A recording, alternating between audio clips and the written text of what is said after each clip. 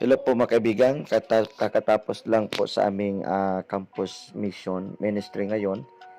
So salamat sa Diyos, nakahanap kami ng may snackan po.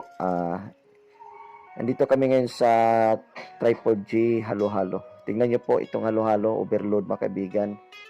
Napakasarap po, sabi ng may-ari, nakuha po daw nila yung ingredients, binayaran nila from Pampanga pa.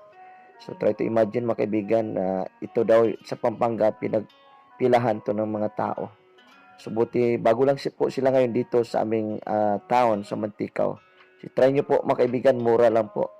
So napakasarap din po. Sabi ng may-ari kahit daw yung mga trabahante sa DSWD sa munisipyo lagi pong nag-order sa kanila dahil pay delivery po within Mantikao. So salamat sa Diyos. Tagumpay yung mission ito ang ating mga mabait na mga worker. So, until next time po, sana yung mga kasamahan namin makasama dito. Salamat sa biyaya ng Lord.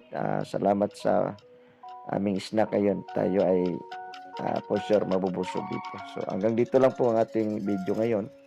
God bless po sa lahat. Bye-bye.